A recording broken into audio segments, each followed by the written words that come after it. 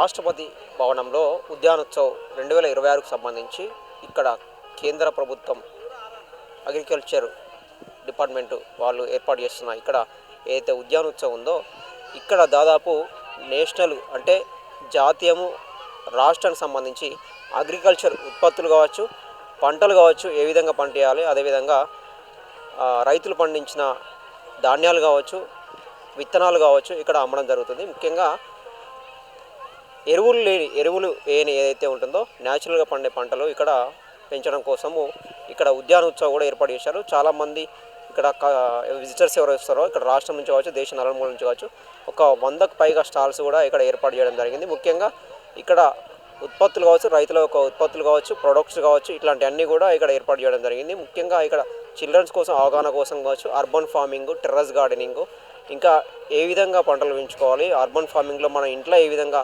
పెంచుకోవాలి, ఇట్లాంటి అన్నీ చెప్పేసి కూడా ఇక్కడ క్లాసెస్ అంటే ఒక సెక్షన్స్తో పాటు ఇక్కడ స్టాల్స్ కూడా ఏర్పాటు చేయడం జరిగింది. పిండి వంటలు కావచ్చు, ఇట్లాంటి అన్ని రకరకాల అగ్రికల్చర్ సంబంధించి ఉత్పత్తులన్నీ కూడా ఇక్కడ ఏర్పాటు చేయడం జరిగింది. ప్రతి సంవత్సరం కూడా ఇక్కడ ఏర్పాటు చేస్తూ ఉంటారు. ముఖ్యంగా 10 రోజుల పాటు దీన్ని నిర్వహిస్తూ ఉంటారు రాష్ట్రపతి భవనంలో. సో ముఖ్యంగా రాష్ట్రపతి భవనంగా మనకి రాష్ట్రపతి గారు శీతాకాల విడిది సమావేశాలప్పుడు కూడా రావడం జరుగుతూ ఉంటుంది ముఖ్యంగా. సో డిసెంబర్లో వచ్చి వెళ్ళిపోయిన తర్వాత సంక్రాంతి వచ్చిన తర్వాత ఈ జనవరిలోనే ముఖ్యంగా ఈ ఉద్యానోత్సవం అయితే ఏర్పాటు చేయడం జరుగుతుంది. ముఖ్యంగా రైతుల కోసము దీన్ని పెంపొందించడం కోసం, అవగాహన కోసం కావచ్చు, ఇటు స్టూడెంట్స్లో అవగాహన కోసం కావచ్చు, టెక్నాలజీ పరంగా కావచ్చు, ఇట్లాంటి అన్నీ కూడా ఇక్కడ ఏర్పాటు చేయడం జరుగుతుంది. ముఖ్యంగా మనం లోపలికి వెళ్ళి ఎట్లాంటి వసతులు ఉన్నాయి, ఎట్లాంటి స్టాల్స్ ఉన్నాయి, డిఫరెంట్ ప్రొడక్ట్స్ ఏమున్నాయి, రైతులకు సంబంధించి కొత్త టెక్నాలజీ ఏమొచ్చింది, పంటలు ఏ విధంగా ఉన్నాయి, గార్డెనింగ్ సంబంధించి కావచ్చు, టెర్రస్ గార్డెనింగ్ సంబంధించి కూరగాయలు ఎట్లా పండియాలి, ఎరువులు వేయకుండా ఎట్లా పండియాలని చెప్పేసి ఇక్కడ అవగాహన కోసం కూడా సదస్సులు నిర్వహిస్తూ ఉంటారు. దేశవ్యాప్తంగా ఉన్న రైతులు కావచ్చు, నలుమూలంగా ఉన్న రైతులు కావచ్చు, దేశవ్యాప్తంగా ఉన్న నలుమూల రైతులు కావచ్చు, ఇక్కడ రాష్ట్రంలో ఉన్న రైతులు కావచ్చు, ఇక్కడ చాలామంది కూడా రావడం జరుగుతుంది. ఒకసారి మనం లోపలికి వెళ్ళి ఏమేమి స్టాల్స్ ఉన్నాయి, ఏమేమి ప్రొడక్ట్స్ ఉన్నాయి, ఇట్లాంటి అన్ని విషయాలు లోపలికి వెళ్ళి చూద్దాం. సో మనం లోపలికి వచ్చిన తర్వాత Indian institute of millets research వాళ్ళు కూడా ఇక్కడ స్టాల్ కూడా పెట్టడం జరిగింది. ఒకసారి మనము తెలుసుకుందాము ఇక్కడ ఎన్ని రకాలు డిస్ప్లే ఉన్నాయి, ఒకసారి విజిటర్స్కి ఎట్లా వాళ్ళు ఎక్స్ప్లెయిన్ చేస్తూ ఉన్నారని తెలుసుకుందాం. హలో అండి. సో మనము ఐకార్ రిలేటెడ్ కింద ఐఐఎంఆర్ ఇన్స్టిట్యూట్లో న్యూట్రీ హబ్ నుంచి అనమాట. సో బేసికల్గా న్యూట్రీ హబ్ అనేది ఎవరైతే మిల్లెట్స్ బిజినెసెస్ చేస్తున్నారో సో వాళ్ళకి మనము ఫండింగ్ ఫెసిలిటీస్ కావచ్చు, సో వాళ్ళకి మెంటర్షిప్ ఫెసిలిటీస్ కావచ్చు. సో మన దగ్గర ఉండేటటువంటి ప్రాసెసింగ్ యూనిట్స్ ఉన్నాయన్నమాట. మనకి బేసికల్గా మిల్లెట్స్ మీద పెద్ద ప్రాసెసింగ్ యూనిట్స్ అనేవి ఏవి లేవన్నమాట. సో మన దగ్గర పర్ 1 అవర్కి 1 టన్ 2 టన్స్ వరకు ప్రాసెస్ చేసేటటువంటి ప్రాసెసింగ్ యూనిట్స్ కూడా ఉన్నాయన్నమాట. సో వాటిని యూటిలైజ్ చేసుకోవడం కావచ్చు, మన రీసోర్సెస్ని ఎలా ఫ్రమ్ ఫార్మర్స్ కావచ్చు, డిఫరెంట్ సెక్టర్ ఎవరైతే ఎంటర్ప్రినర్స్ కావాలనుకుంటున్నారో, ఎవరైతే farming sector from cultivation to marketing దాకా అన్ని సోర్సెస్ కావచ్చు, వాళ్ళకి లైసెన్స్ ప్రొవైడ్ చేయడం కావచ్చు, ప్రాసెసింగ్ చేసుకోవడం కావచ్చు, లేబులింగ్ చేసుకోవడం కావచ్చు, ఎలా మార్కెటింగ్ చేసుకోవాలి, వాల్యూ అడిషన్ ఎలా చేసుకోవాలి, సమ్ కుకింగ్ ఎలా చేసుకోవాలి మిల్లెట్స్తో, అన్నీ కూడా మనము ట్రైన్ చేస్తామన్నమాట. సో మనకి చాలా వరకు కూడా మన తాత ముత్తాతల కాలంలో ఇవి వాడుంటాము, కానీ ఇప్పుడు మనకి ఓన్లీ 9 వెరైటీస్ మాత్రమే ఇప్పుడు ప్రజెంట్ అవైలబుల్గా ఉన్నాయన్నమాట. వాటిల్లోనే మనకి సొజ్జలు, జొన్నలు, రాగులు, కొర్రలు, సామలు, ఆరికలు, అండుకొర్రలు అన్నీ కూడా ఉన్నాయన్నమాట. ఊదలు. సో ఇలా మొత్తం కూడా 9 రకాలు ఉన్నాయన్నమాట. మేజర్ మిల్లెట్స్, మైనర్ మిల్లెట్స్ అంటారనమాట. మైనర్ మిల్లెట్స్ అంటే కొంచెం చిన్నవి, అవి 5 రకాలు అనమాట. కొర్రలు, సామలు, అరికలు, అండుకొర్రలు, ఊదలు. సో మేజర్ మిల్లెట్స్ అంటే చిన్న మిల్లెట్స్ కంటే కొంచెం పెద్ద సైజులో ఉంటాయి అనమాట. అవే జొన్నలు, రాగులు, సొజ్జలు అనమాట. సో వాటితోనే డిఫరెంట్ ప్రోడక్ట్స్ కూడా మనము అవైలబుల్గా ఉన్నాయన్నమాట. ఏవైతే సేమియా ఉంటుంది, మిల్లెట్స్తో సేమియా చేసుకోవడం, ఇవి వచ్చేసి రా అనమాట. మనము డైరెక్ట్గా కుక్ రైస్ లాగే ఇప్పుడు మనం ఎలా అయితే రైస్ వండుకుంటామో వీటిని కూడా అలా వండుకోవడం అనమాట. ఇది వచ్చేసి అండుకొర్రలు అనమాట, కోడో మిల్లెట్ అండుకొర్రలు. సో అరికలు ఉన్నాయి, సో కొర్రలు ఉన్నాయి, సామలు కూడా ఉన్నాయన్నమాట. వాటితోనే ఇంకా పిల్లలకు కూడా టేస్టీగా ఉండడానికి బిస్కెట్స్ కావచ్చు. సో వాళ్ళు పాలల్లో వేసుకొని కొంచెం స్వీట్గా తినాలని అనుకుంటే అవి కూడా ఉన్నాయన్నమాట. నూడిల్స్ ఉన్నాయి. సో మల్టీగ్రెయిన్ మిల్లెట్స్ ఉన్నాయన్నమాట. సో ఓన్లీ జోవర్తో ఉండడానికి జోవర్ ఆటా ఉన్నాయి. సో మనం మామూలుగా ఏమంటారు జొన్న పేలాలు అంటారు కదా, సో అట్లా జొన్న పేలాలు ఉన్నాయన్నమాట. ఇవన్నీ కూడా మన ఇన్స్టిట్యూట్లో ఫార్ములా అంటే మనమే తయారు అంటే మనమే వీటిని ఇన్వైట్ చేయడం ఏమంటారు వీటిని మొత్తం మనమే చేయడం అనమాట. ఇది మన ఇన్స్టిట్యూట్కి సంబంధించి మొత్తం అంతా కూడా మనదేనమాట. సో మీరు చూస్తే మొత్తం కూడా మనము ట్రైనింగ్ ప్రోగ్రామ్స్ కూడా ఉంటుందన్నమాట. మిల్లెట్స్ని ఎలా కుక్ చేయాలి, సో అలా 1 డే వర్క్షాపు. సో ఎవ్రీ మంత్కి ఒక టూ నుంచి 3 వర్క్షాప్స్ మనం కండక్ట్ చేస్తామన్నమాట. కుకింగ్ రిలేటెడ్ ప్లస్ స్టార్టప్స్ ఎవరికైనా కూడా బిజినెస్ ఐడియాస్ కానీ ఉంటే వాళ్ళకి మనం మెంటర్షిప్ ఇచ్చి అసలు ఆ బిజినెస్ని ఎలా వాళ్ళు ముందుకు తీసుకొని వెళ్ళగలుగుతారు. సో వాళ్ళకి ఫండింగ్ గవర్నమెంట్ నుంచి ఫండింగ్ ఫెసిలిటీస్, సో ప్రాసెసింగ్ మిషనరీస్కి ఆ సబ్సిడీస్ ఏమన్నా ఉన్నాయా, సో అవన్నీ కూడా మనము వాళ్ళకి మెంటర్షిప్ అనేది కూడా ప్రొవైడ్ చేస్తామన్నమాట. సో అంతా కూడా దాని రిలేటెడ్ కూడా మీరు రావచ్చు, ట్రైన్ అవ్వచ్చు. ప్రతి ఒక్కరిని కూడా మనం ఫార్మర్స్ని ట్రైన్ చేస్తాం. ఎవరికైనా ఇంట్రెస్టెడ్ ఉంటే వాళ్ళకి బిజినెస్ ఆపర్చునిటీస్ ఎలా ఉన్నాయి మిల్లెట్స్లో మెయిన్గా, సో వీటిలో అవేర్నెస్ కూడా కల్పిస్తామన్నమాట.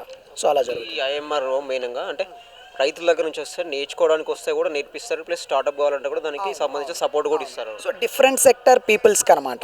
సో ఫార్మర్స్ తీసుకుంటే మనం ఇప్పుడు ట్రైబల్ ఏరియాస్లో ఫార్మర్స్ని తీసుకొని వాళ్ళకి మనం సీడ్స్ ఇస్తామన్నమాట. మన ఏరియాలో కొంత ల్యాండ్ ఉందన్నమాట. సో పండించి మంచి గ్రేడ్ చేసి మంచి సీడ్స్ ఏవైతే ఏమంటారు ఎక్కువ క్వాలిటీ క్వాంటిటీ పరంగా వచ్చే విధంగా సీడ్స్ని కూడా మనం రైతులకి ఇచ్చి ఎలా పండించుకోవాలి, సో అవి ఎక్కడ మార్కెటింగ్ చేసుకోవాలి, సో వీటిని ఇంకా మార్కెటింగ్ డైరెక్ట్ రా సీడ్సే కాకుండా దాన్ని వాల్యూ అడిషన్ చేస్తే వాటిని ప్రాసెస్ చేసి అమ్మితే ఇంకా బెనిఫిట్స్ ఎలా ఉంటాయి ఏంటి, సో డిఫరెంట్ ప్రాసెస్ అంటే ఈ ఫార్ములాస్ అన్నీ కూడా మనం ఇస్తామన్నమాట. సో అలా ఉంటుంది రైతులకైతే. సో ఎవరైనా ఇంట్రెస్టెడ్ ఉండి బిజినెసెస్ ఏమైనా చేయాలి అని అనుకుంటుంటే యంగ్ పీపుల్ కావచ్చు, ఎవరైనా కూడా కావచ్చు అనమాట. సో వాళ్ళకి ఏం చేస్తామంటే అసలు దీంట్లో ఏమేమి ఆపర్చునిటీస్ ఉన్నాయి, ఎక్కడెక్కడ మిల్లెట్స్ పండించవచ్చు, ప్లస్ బిజినెసెస్ ఎలా చేయొచ్చు ఏంటి అనేది కూడా ఇస్తామన్నమాట. సో వాళ్ళకి లైసెన్స్ కూడా ప్రొవైడ్ చేస్తామన్నమాట. సో మనం చేసినటువంటి ఫార్ములా బేస్డ్ ప్రోడక్ట్స్ని వాళ్ళకి ఇవ్వడము ప్లస్ లైసెన్స్ కూడా ప్రొవైడ్ చేస్తామన్నమాట వాళ్ళకి. సో డిఫరెంట్ సెక్టర్ పీపుల్కి మనం చేస్తాం అలా.